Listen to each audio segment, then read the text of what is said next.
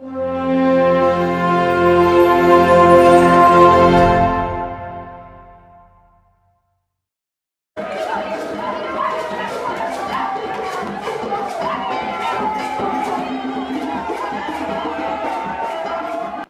out there, welcome to Pcgtv Sports Time with Jerome.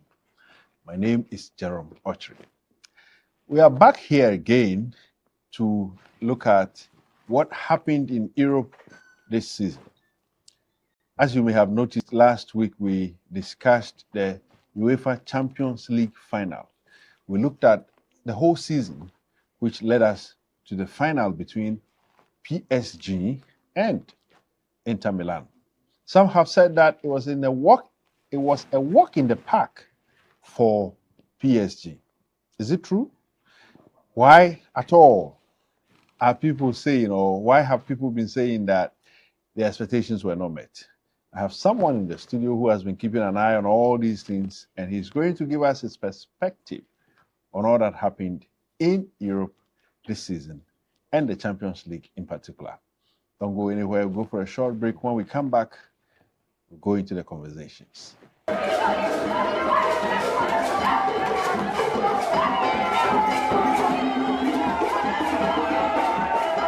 Welcome back. So we take the scripture for today, and today we go to the book of Acts, Acts chapter 1, verses 14, where it talks about what the disciples were up to when Jesus ascended into heaven. And it says, they all met together and were constantly united in prayer, along with Mary, the mother of Jesus, several other women, and the brothers of Jesus. Yes, Jesus had brothers.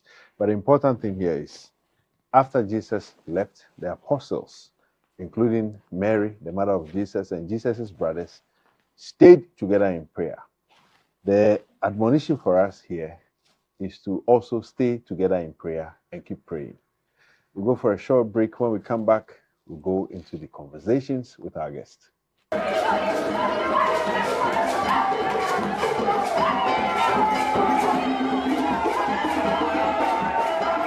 Welcome back. With me in the studio to look at the Champions League season and the final itself, it's someone, as I told you, who keeps an eye on everything in Europe, in as much as he has interest in Ghana sports. I'm talking about Isaac Kwame Tete, who is with GTV Sports Plus and has granted our invitation to be here to look at the Champions League and all that happened. Isaac, thanks for honoring our invitation. Great to be here one more time. So tell me, people say that the Champions League final, and I want to start from there, even though it's the apex. Yeah. I mean, tell me, are you one of those who think that PSG had it too easy? Not many people predicted such. Some have even said it was a lousy final because of the scoreline. Do you share that view too? Well, it's the biggest, scoreline ever recorded in the final of the UEFA Champions League. So obviously you can agree with those who, or that school of thought. I thought it was a mismatch. Before the game, I didn't see that coming. Inter Milan, the very huge pedigree, former winners of the Champions League, went to the final not long ago, only to be defeated by Pep Guardiola's Manchester City. So, I mean, they're a strong side. Even prior to the final, we saw them overcome Lamine Yamal's Barcelona, who were in some fantastic form, fine form. So Barca fans were actually livid when they saw the scoreline 5-0, because they thought they could have given a stiffer and a better competition in the final. So it was quite surprising. But when the match began, and after like 10, 20 minutes, it was a total mismatch. Luis Enrique had enough firepower, and the Inter Milan just couldn't contain them. The average age of that PSG team was just 25 years. They were energetic, very athletic. They understood each other. I mean, it was a total dominance from Paris Saint-Germain. And, the Munich factor, every time Munich hosted the final, we get to see a new winner. So it was always there. That is very superstitious. Yeah. But then how does it happen? It happens, a trend. I mean, it happens across. I mean, here in Ghana, you can talk about similar things, even in the Ghana Premier League, a certain trend, a certain jinx that will need to be broken at some point. But if it doesn't, the team that is on the other side would always have to be extra careful. PSG on that trend was the team that a lot tipped because Munich always producing a new winner. But again, the fact that they had not won the Champions League before, also made it very difficult. But again, Champions League, you'd have to be there before. You'd have to taste the final before, have that experience. And they were there in the COVID era against Bayern Munich. They lost that final. So again, I had this firm belief in PSG. They were equally up to the task, even though they were the underdogs before the final because of the mere fact that they had never won the Champions League before. And they had done a couple of semi-finals. Yes, a couple of quarterfinals. And see, they started the Qatari investment, the QSI, they came in way back in 2011, and just like Manchester City. So when PSG won it, it was like I was just reliving what Abramovich also won at Chelsea after spending billions of pounds just to get his team win the Champions League in 2012. Then we saw Manchester City also after Galactico signings, spending and splashing a lot of money on players, and eventually won with Manchester City not long ago, 2023. So it was the same thing. Investment over the period, over the years, ripping off or paying off at some point for PSG, and they had to labor for that because they've gone through a lot of heartbreaks. Trust me, they've had some of the best players, in their fold, and just couldn't win the trophy. And quite surprisingly, a team that is very young, one of the youngest squad within the Champions League, a team with players who are really unheard of in Europe, actually gave them the trophy that they so much desired of. So it was quite interesting. But the man known as Luis Enrique, I think he was the determining factor. He was a difference. He made a difference. He's never lost the finals, any finals that he's been to. And he's a double treble winner. He won at 2015 with Barcelona, winning the treble with Paris Saint-Germain. So he was that key figure for PSG moving into the finals. And if anything was going to happen differently from what PSG had experienced previously, it was the man Luis Enrique to actually galvanize and orchestrate that. Tell me about this. I know for this season the format of the Champions League changed. The league phase. Yeah, the league. So tell me, with the new format coming into force or coming into being, were you able to predict how the outcomes were going to be? Did you see, for instance, a PSG Inter Milan final? No. From the beginning? No, it was never written. PSG actually, so the league phase is 1 to 36 teams. Yeah. And first 8 teams, that's 1 to 8, automatically qualify to the next stage, which is a round of 6 in the knockout phase. 9 to 24 teams enter a playoff. Then they get to decide the extra 8 teams that will join the 8 already qualified to make it top 16. 25 to 36 eliminated from the first phase. At the end of the first round, PSG were 15th. They were no near. Incredible. So from 15th, they had to enter a playoff, defeated Brest, the team that got so much attention because of the name, and I know you know that. No, but the spelling, the spelling of that is different. That Brest is without E. Yes, a French. It's a French just name, people trying to be funny. And I remember, Michael Richard says, Brest in the game, the Brest team were lopsided. I mean, it's quite interesting. So, I mean, it was difficult. Inter Milan qualified automatically. They were part of the top 8 teams. So they had a strong start. So I could see them going on the way beyond the group stage. It was very clear for PSG, for Inter Milan. But for PSG, they lost as many as 3 games in the group stage, won 4, drew once in all 8 matches, and they labored to some of those victories. So it was very difficult to see PSG even all the way to the final. Looking at how young the squad is. So it was very difficult. It wasn't very clear as Inter Milan. They finished 15th, had to enter playoff, defeated Brest, and the rest was history for PSG. Wow. We're going to go for a short break. When we come back, I want to find out from Isaac, how come a team that almost did not make it to the knockout stages eventually is the champion or became the champion? We'll find out why and how it happened.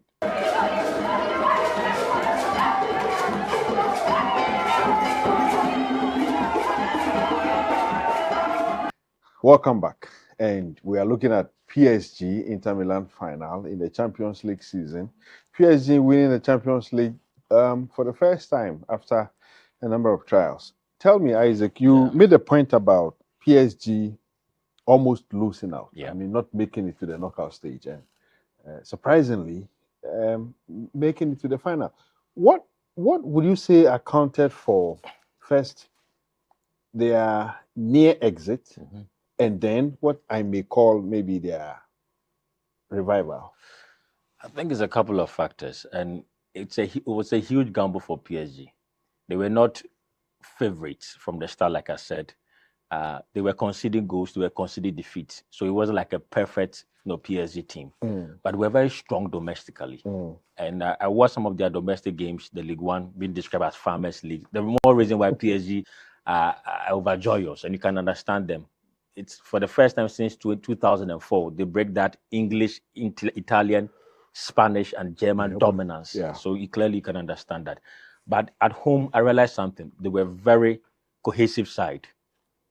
There was this understanding between the boys, the athleticism on the part of the young guys, the energy, coupled with a few experienced guys. Marquinhos, Donnarumma is a young guy, but he's had a lot of game time, over 300 appearances at a very young age. Wow. So it was a blend of youthful exuberance and, of course, the wisdom of some matured players. And that, I believe, was the huge factor, the turning point for them at some point. I watched their group phase. Just like I said, they were conceding, they were making blunders, mistakes, but the coach was the huge one for them.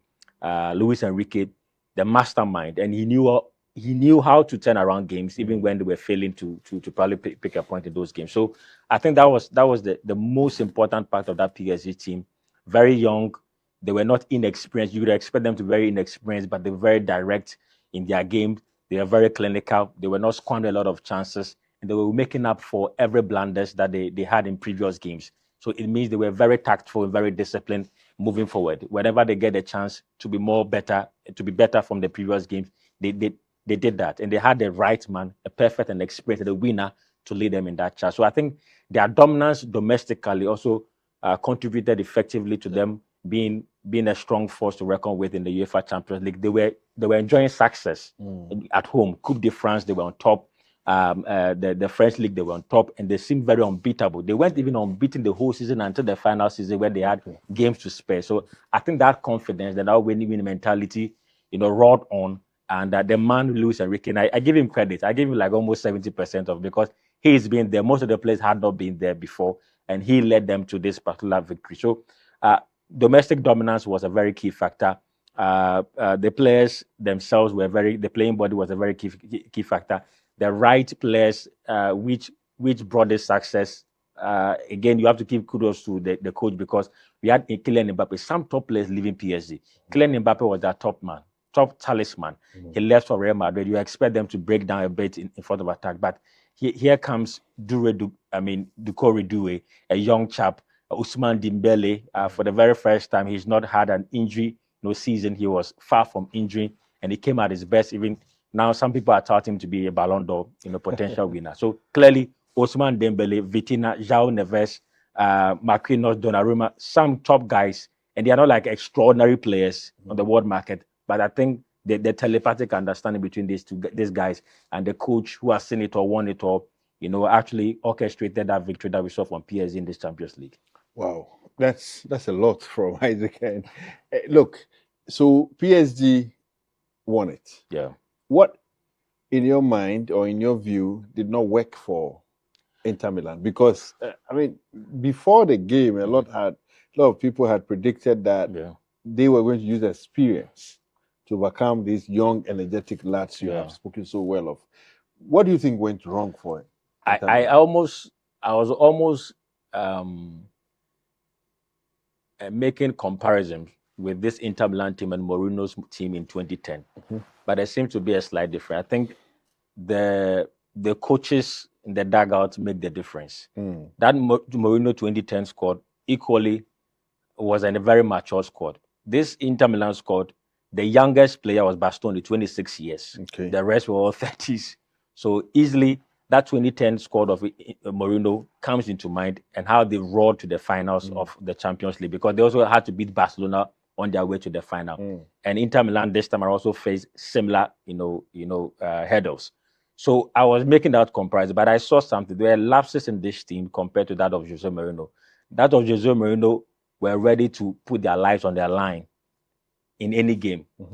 And it was as if they were playing their last game and hanging their boots afterwards. I think that was the difference. Jose Mourinho himself, he's the best manager for some reasons. He knows how to get the best out of players. He said that football is an emotional game. And that's why Michael Essien will always say Mourinho is his father. That's why you have Materazzi and the likes were crying like babies when Mourinho was leaving, because he knew how to bring the best out of them.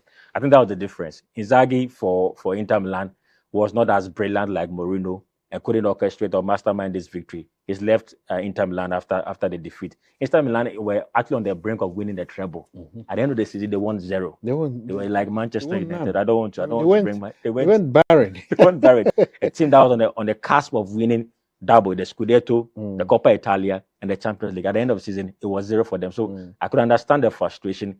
And the fact that they beat Barcelona on their way, I think that was what heightened the hopes of the fans. Yeah. And you could understand. Pundits were all rooting. I'm like, this should be an easy one for Inter Milan. But if you watch that game against Barcelona, both legs, you realize that the Inter Milan team was porous. So I'm saying it takes a very good coach to notice some of these things.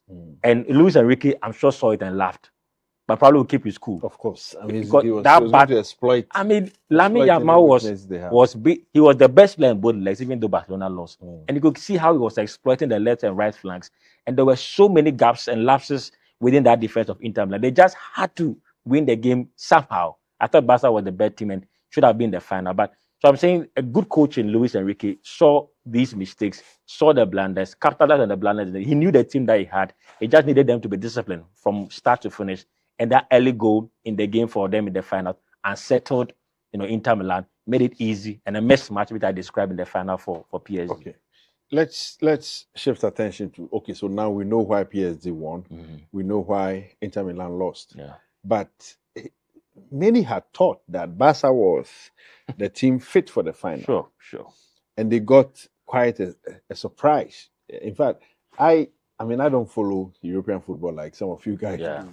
But when I saw part of the Barca game, the first leg, and I said to myself, these guys are not going to make it because I didn't see how they were going to come back in the second leg and overcome Inter Milan, especially when they were going to play. In Europe, home and away doesn't really matter, but then and away power will be taken away. Yeah, sometimes it matters, but Barca almost got it. Yeah. What do you think was the problem with Barca? In particular, in the first leg. I think Barca concedes a lot for a team that had that winning mentality. You realize the first leg, they were down by 2 goals. They had to come back, and it was as if they were always catching Inter Milan. They were chasing Inter Milan for at least a point. So they settled for a 3-3 draw. Even in San Siro, it was a similar situation. And Inter Milan, beyond 90 minutes, got the 4th goal and 4-3 on aggregate.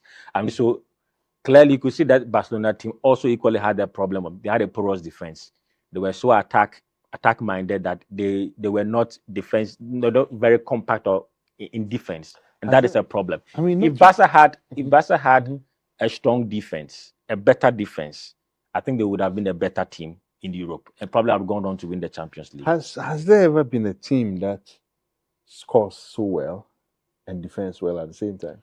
Yeah, you have a balanced team. It looks like there's always... No, you can have a balanced team. I can mention that Man United team in 2008 against Chelsea.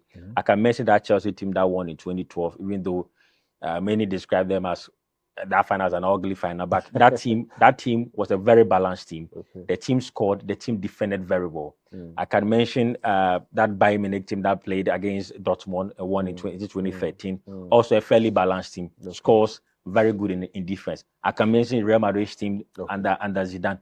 You'd have to balance it. Some thrive on luck. At some point, you need luck to also come in. Atletico Madrid versus Real Madrid. Madrid were almost booted. It was over for them. But for that, Sergio Ramos header in the final. So sometimes luck plays a role, and some personalities players also play a role in that. But I think that Barca team is a very good team. Next season, PSG would have to double up or elevate their game, because this Barca team with Lamine Yamal, Rafinha will definitely be coming for the title if they only beef up their defense department. All right. So much to talk about in the Champions League. We go for a short break. When we come back, we'll look at the other teams and why at all they couldn't make it to the final.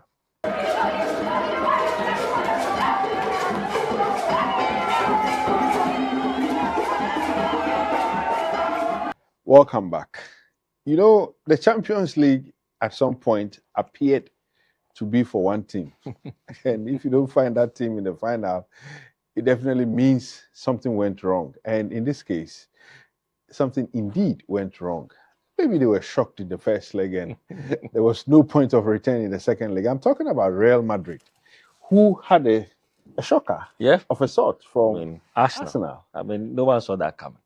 But I think the conditions of the game, some predicted it because Madrid they were not their best the last season. From the start of the season, we saw them lose matches, even domestically, lose matches when they should have easily been winning those matches, drop points in some matches. They could have easily, mauled their opponent. So it didn't come as a very big shocker for some of these pundits. But I think Madrid over the years, they had this never say die attitude. I can recall one of the seasons. It wasn't the best season. The season like I referred to earlier when they beat Atletico Madrid in the final.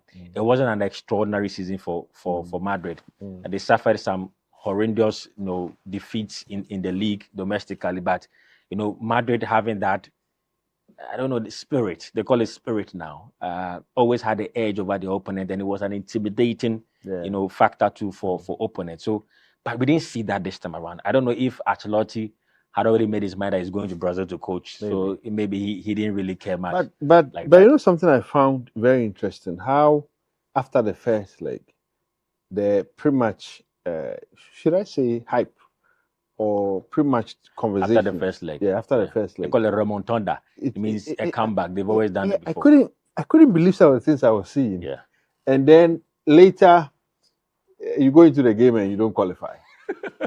And you look back and you say, wow, so this is Madrid. Yeah.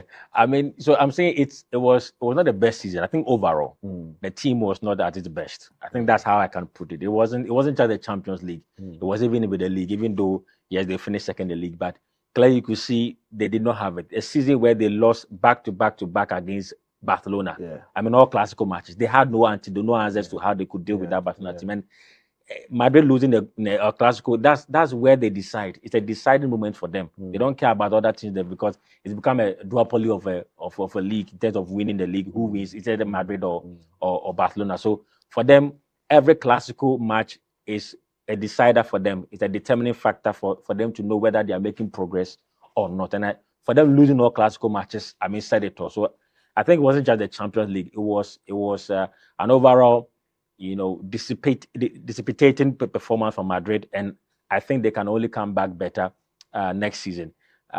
Arsenal were not extraordinary, and I keep saying this, and people have different views, especially the Arsenal fans, because Arsenal had their own challenges. Arsenal has not always figured out how to end seasons.